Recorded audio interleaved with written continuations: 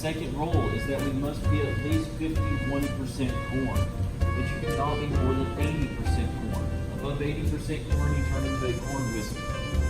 Now, we get most of our corn from Kentucky, just a little bit from southern Indiana, and that corn is responsible for that sweet, nutty, earthy taste that you pick up.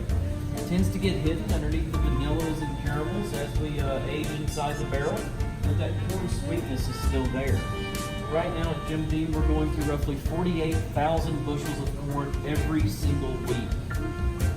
We go through a lot of corn because it has the climate that rye really likes to grow in. It's hard to, you can't really find it locally. That rye is going to be responsible for any sort of spicy, peppery type flavor that you pick up.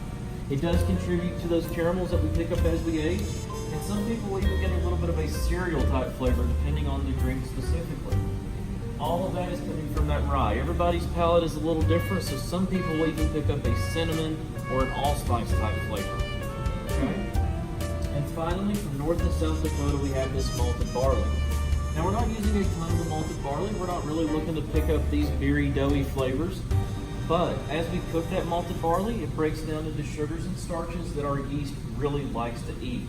So it kind of starts fermentation off on a good note for us. All right?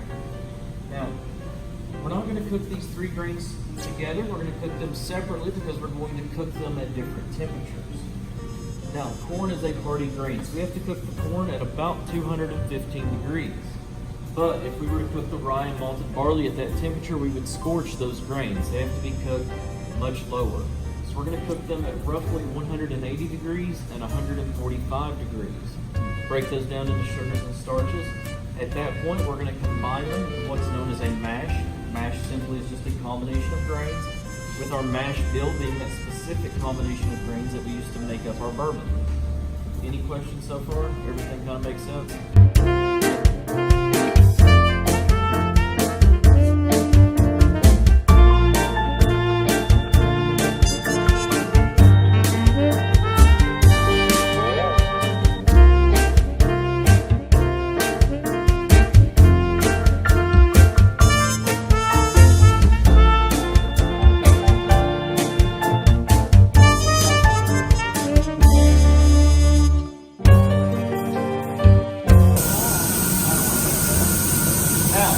The temperature that this ferments at actually plays a big part in what we get out at the end.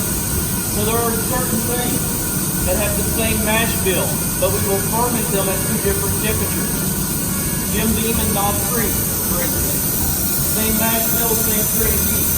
So they're fermented at different temperatures and they're stored at different places on the warehouse. Okay? Now you guys may have noticed it's a little warmer here than it is outside. During the summer, that gets even worse. So to keep this cool, or where we want it to be, we're going to run water around those tanks to cool them down. We're going to head on outside. The building here, our large still is 6.5 stories tall, and the doubler for it is underneath in the basement. As we go into the right, you're going to see our two cookers. Leave those alone, they're hot. In front of you is the control room. Those guys will control it from cooking to fermentation back to the still. It's mostly done by plumbing. That's how everything's carried. We're going to come out every so often and take samples to make sure that it's progressing the way that it needs to. To the left as we go in, you're going to see the low wine and high wine as it comes off the still. That is a live feed. That is how fast it's produced, roughly 35 gallons a minute. We'll stay down here for just a minute. It's super hot and super loud. And then we'll come back up to the dump floor, okay?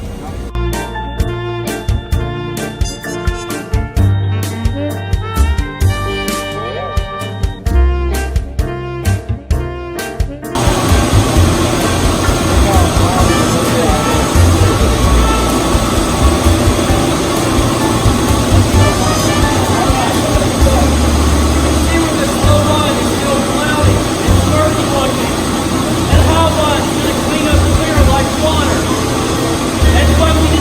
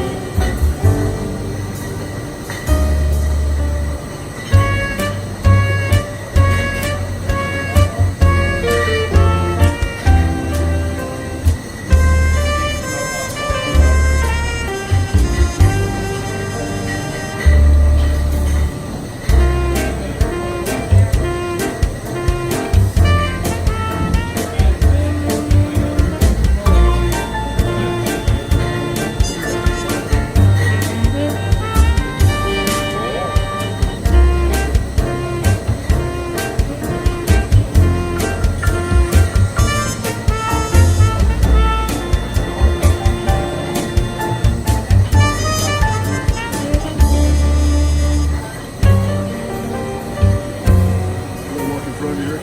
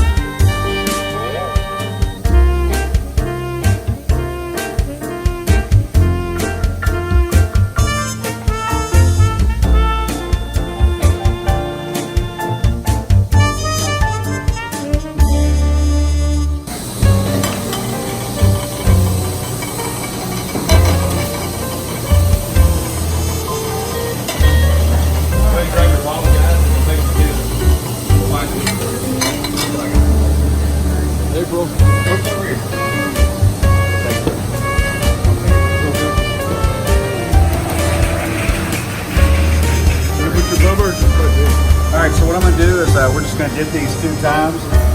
I'm just building up the wax sealer around the cord, building up the layers of wax on it around the neck so we can emboss our logo. One nice thick layer of wax. This machine's going to emboss it. It's also going to cool the wax while it's in there. That's how we get the Knob Creek stamped in the sides of our bottles. And I'll just hit the top again. If you want to come over here, sir, we'll get you done.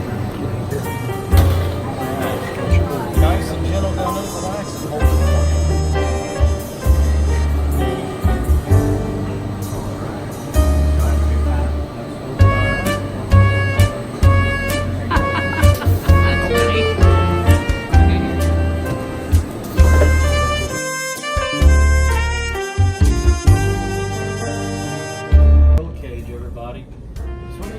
Bottles out of every single bag for 2.5 years, really until this cage starts to get full. At that point, they go through it really about 3 or 4 times a year, and they start taking the older bottles out. We can't sell those bottles, so what they do is they box them up, they give them to the employees. So 3 or 4 times a year, we get big boxes full of bourbon. So it's really nice. So I always stop here in front of these 4.5 liters because most people have never seen them before. You can't buy them here in the States. You can buy them in Australia and New Zealand, and they're also found on cruise ships. That's pretty much it. So you'll see a little bit of everything in here. Anything that's been bottled here at least will be in this cage, including the cruising rum that's down here on the bottom shelf. There was a hurricane a couple of years ago in St. Croix, so Cruising sent the rum up here and we bottled it for them. Cruising is one of the other brands that kind of falls under the Beam Suntory umbrella. We have Lafroy Scotch, Effin Vodka, Hornitos Tequila. There's like 110 different brands. So a little bit of everything. One bottle I'd like to talk about up here is Jim Beam Bonded. Now, Jim Beam Bonded goes back to the Bottle and Bond Act of 1897, the first time the government started to regulate bourbon. You see, what was happening during this time is people were trying to rush to get this color of bourbon a little bit quicker. They couldn't get that flavor, but if they could get the color, they could scam people out of their money by selling it as bourbon, which is what was happening. Unfortunately, some of the things they were putting in were pretty bad. Tobacco being one of the mild additives, formaldehyde being one of the worst additives. So you have people getting sick and dying from these bad batches of bourbon. So the government stepped in, passed the Bottle and Bond Act as a way to kind of start regulating bourbon. They set certain requirements that you had to meet in order to get that bottled and bond little seal. So you had to be distilled in a single season. You had to be stored for 4 years in a federally bonded warehouse with a federal supervisor on site monitoring it from start to finish. And you had to be bottled at 100 proof. That made you bottled and bond. Now, today that law is actually still on the books, so your Jim Beam bonded does meet those requirements. In realistic terms, though, the difference between Jim Beam white label and bonded is the proof. Jim Beam bonded is white label at 100 proof. Okay?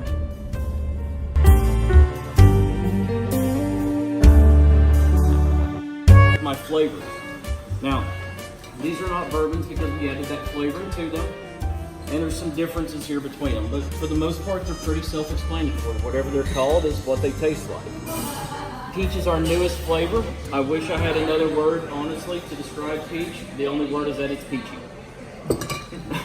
It is 65 proof. The rest of the Jim Beam flavors are 70. We're not sure yet if they're going to bring the rest of them down to 65 or if maybe they're just testing it to bring peach up to 70. Next up is vanilla, which is going to have a pretty nice vanilla flavor to it. The apple is one of my favorites. It tastes like an apple Jolly Rancher. The Red Stag is unfortunately not deer flavored. It's black cherry. Makes a really great black cherry brownie.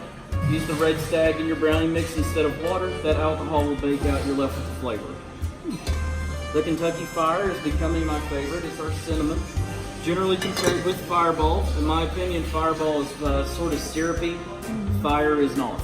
So that's your difference there. We've got honey, which is going to taste like honey. Now these last two, the Jim Beam Maple, the Knob Creek Smoked Maple, are both maple, but there's a little difference between them. The first is in that proofing. Your Jim Beams here are 70, the Knob Creek is 90. The second overall difference is really in that flavor itself. Your Jim Beam Maple has a very straightforward maple syrup flavor to it. The Knob Creek Smoked Maple has a little bit more of a subtle, mellow maple tone. So with the Knob Creek, I tell people to mix it with your syrup and put it on the pancakes. Starting over here with my bourbons, guys, I'm going to pour black really quick while I talk. Starting up with the white label, it is 4 years old, 80 proof, the #1 selling bourbon in the world. If you guys haven't heard of it, I've not been doing my job. After that, its bigger brother is black. Black is 6 to 8 years old, 86 proof. Won world's highest rated bourbon a couple of years ago, and it is our first tasting. Now, the reason why we use black here in a couple of different ways, black is honestly one of your best values for your dollar. It is a 6 to 8 year old bourbon for right at around $25. Makes it one of the best priced bourbons on the market right now. But black also has a very robust flavor to it, which makes it really good to use in cocktails. So when you use black in your cocktails, those mixers don't hide that bourbon flavor. You still get that bourbon forward taste with black. So it is also our first tasting, so what I need from you guys is at the bottom of your tickets, there's going to be a little stub that says adult.